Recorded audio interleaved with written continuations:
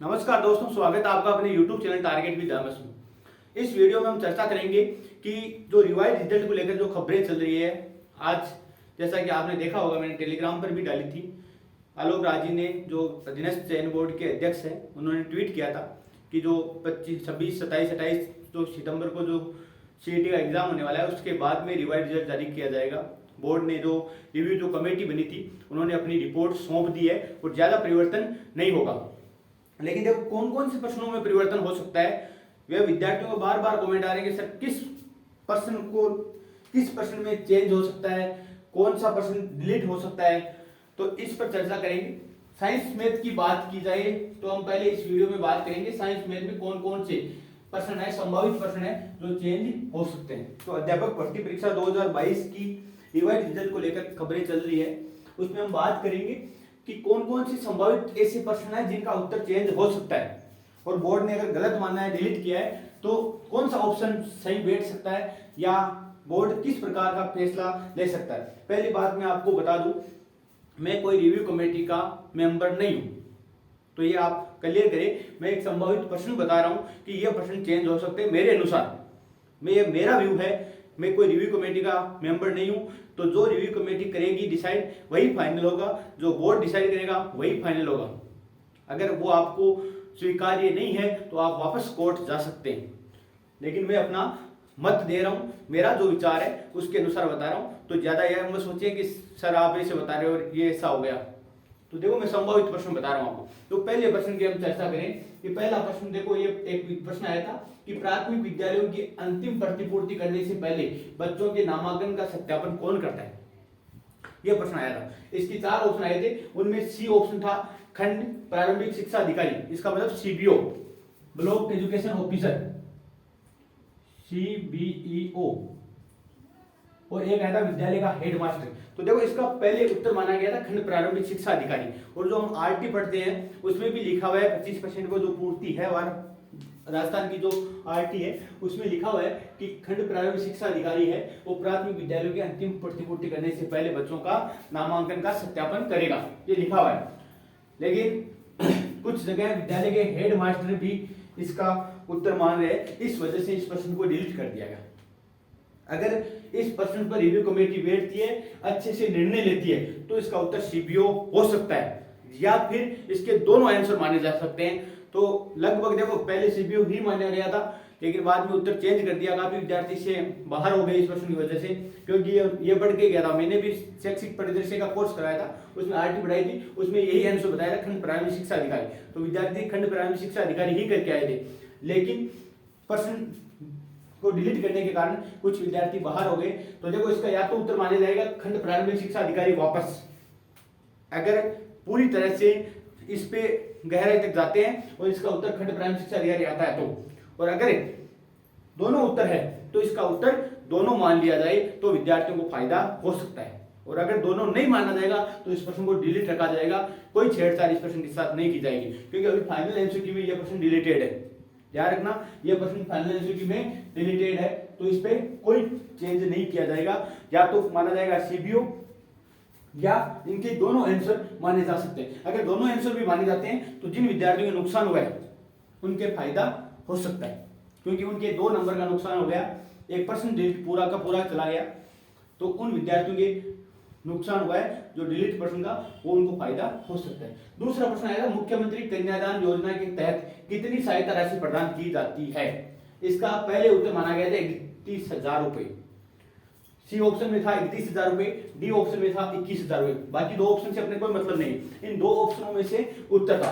तो 31,000 रुपए पहले माने गए थे, लेकिन बाद में इस प्रश्न को डिलीट कर दिया गया, क्योंकि इस प्रश्न में क्या है, जो बीपीएल की जो लड़कियां हैं उनको 31,000 रुपए, मतलब उनको 10,000 रुपए एक्स्ट्रा दिए जाते हैं, तो 31,000 रुपए उनको दिए जाते हैं। बाकी जितनी भी कैटेगरी की जो गर्ल्स है उन सबको कितने दिया जाता है, तो उनको 21,000 रुपए की राशि प्रदान की जाती है। केवल बीपीएल की लड़कियां जो है उनको 31,000 रुपए, 10,000 रुपए एक्स्ट्रा दिया जाता है, बाकी सबको 21,000 रुपए। तो इसके दोनों आंसर सही है। अगर विद्यार्थियों की याचिका या कोर्ट के अधीन मामला है, तो अगर इस प्रकार देखा जाए तो इसके दोनों आंसर सही माने जाएंगे, दोनों आंसर सही माने जाएंगे, क्योंकि इसके दोनों आंसर सही है। अगर दोनों आंसर सही माने जाते हैं तो विद्यार्थियों को फायदा हो सकता है, नहीं तो फिर उनका जो रिव्यू कमेटी है उनका तर्क यह हो सकता है कि इस प्रश्न में ही या इन प्रश्न के जो ऑप्शन है वो मल्टीपल ऑप्शन दे दिए गए, इस वजह से इस प्रश्न को डिलीट किया जाता है, तो ये डिलीट रखा जा सकता है। अभी वर्तमान में यह प्रश्न डिलीटेड है, तो ऐसा हो सकता है कि इस प्रश्न को डिलीटेड रखा जाए। क्यों? क्योंकि रिव्यू कमेटी हमेशा चाहती है कि विवाद से बचे, और इस प्रश्न में तो सही है लेकिन ऑप्शन मल्टीपल दे दिए, क्योंकि प्रश्न में स्पष्ट नहीं कहा गया कि बीपीएल वाली लड़कियों के लिए है या अन्य कैटेगरी की लड़कियों वालों के लिए है। तो इस प्रश्न के उत्तर दोनों सही है, 31,000 और 21,000। तो अगर विद्यार्थियों को फायदा देना चाहती है गवर्नमेंट या बोर्ड, अगर विद्यार्थियों को फायदा देना चाहता है तो 31 और 21 दोनों माने जाएंगे, नहीं तो इस प्रश्न को डिलीट रखा जाएगा। तीसरा प्रश्न है, नई ग्रामीण पर्यटन नीति कब लागू हुई? 24 नवंबर 2022 को पहले माना गया था, लेकिन फिर इस प्रश्न को डिलीटेड कर दिया गया, और मुझे लगता है इस प्रश्न में कोई चेंज नहीं किया जाएगा, डिलीटेड ही रखा जाएगा, क्योंकि जो गजट नोटिफिकेशन जारी हुआ था इस योजना का उसके अनुसार ये डेट नहीं है, अलग ही डेट है, चारों ऑप्शन में ही नहीं थी वो डेट, इस वजह से। हाँ, 24 नवंबर 2022 को घोषणा की गई थी सरकार के द्वारा, तो ये डेट हम लागू की डेट नहीं मान सकते। तो ग्रामीण पर्यटन नीति 24 नवंबर 2022 को लागू नहीं हुई थी, इस प्रश्न को डिलीटेड ही रखा जाएगा, इसमें कोई चेंज नहीं किया जाएगा मेरे अनुसार, ये मेरा व्यू है, इस प्रश्न को कोई चेंज नहीं किया जाएगा। अगला प्रश्न है, चित्र में QPR का अर्धक PS है, तब PT लंब QR एंड कोण Q ग्रेटर देन कोण R, तब कोण TPS है।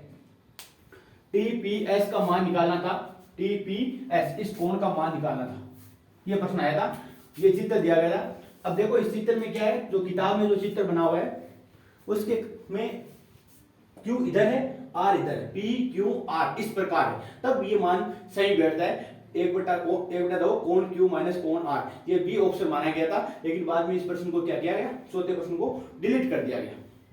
ये जो भी प्रश्न है इस प्रश्न को क्या किया गया, डिलीट कर दिया गया, और ये डिलीट मेरे अनुसार या मेरा व्यू कहता है कि इस प्रश्न को डिलीट ही रखा जाएगा, इसमें कोई चेंज नहीं किया जाएगा। जो फाइनल एनसीईआरटी में डिलीट किया गया था उसमें कोई चेंज नहीं किया जाएगा, क्योंकि अगर चित्र ही गलत दिया गया, फिगर ही गलत दे दिया गया, तो यह प्रश्न डिलीट योग्य है, इसमें कोई चेंज नहीं किया जाएगा। तो आपको मैं बता दिया, इन दोनों में दो आंसर मान सकते हैं, और इन दोनों प्रश्न में कोई चेंज नहीं किया जाएगा, डिलीट किया जाएगा।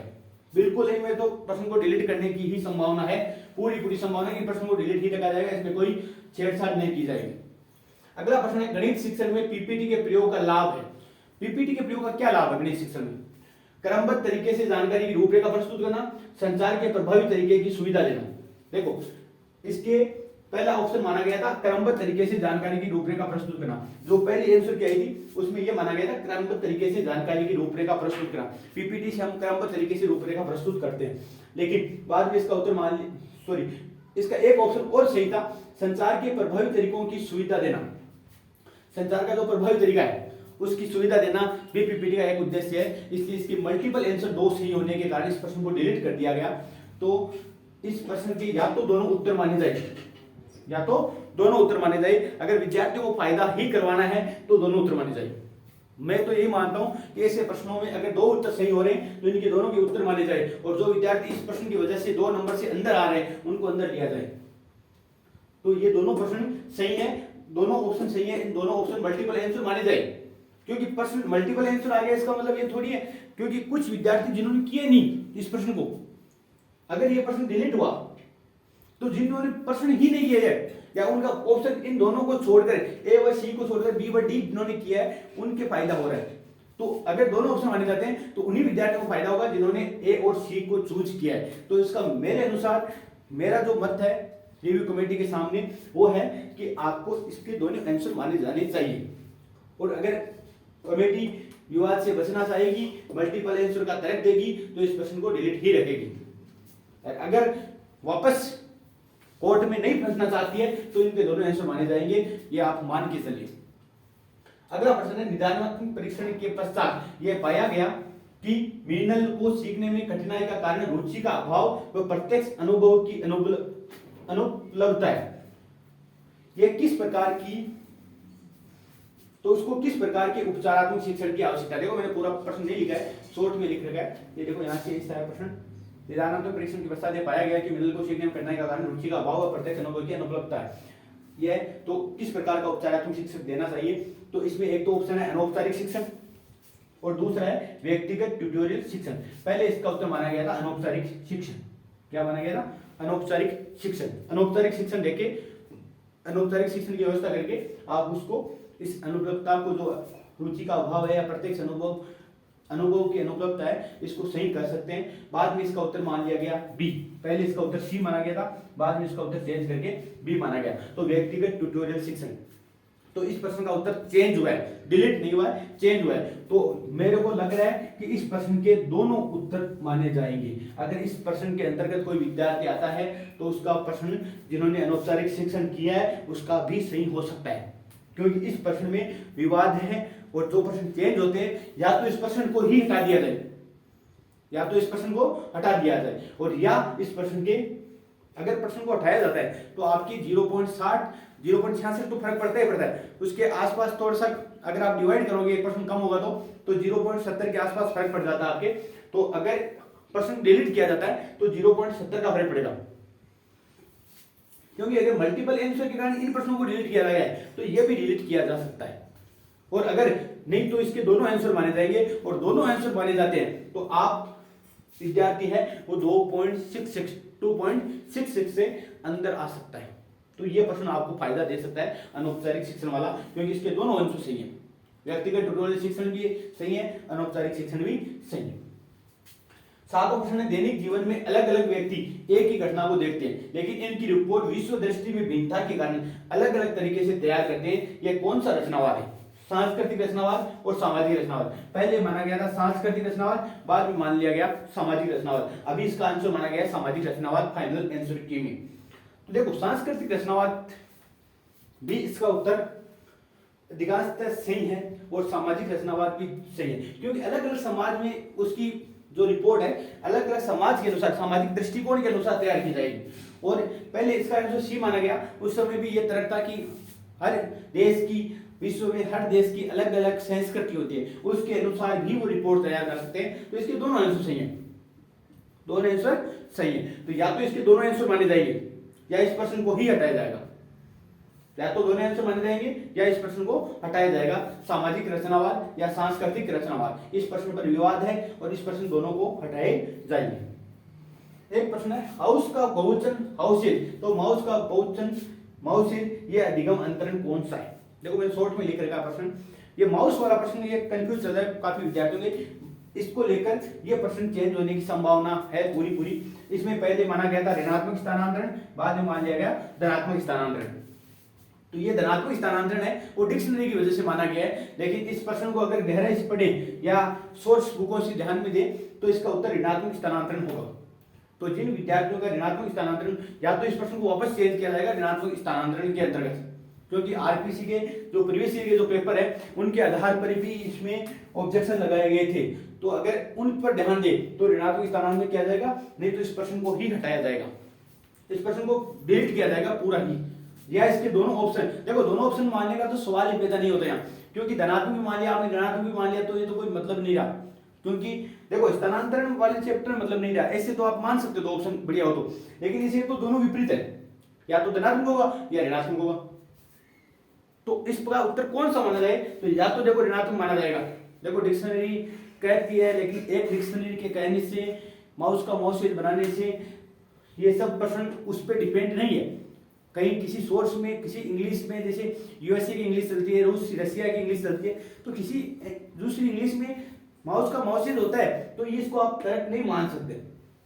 देखो मेरे हिसाब से, देखो मैं अपना व्यू बता रहा हूँ, आपको पहले बता देता हूँ, ये मेरा व्यू है, या तो इसको ऋणात्मक स्थानांतरण माना जाएगा, नहीं तो ये प्रश्न डिलीट किया जाएगा।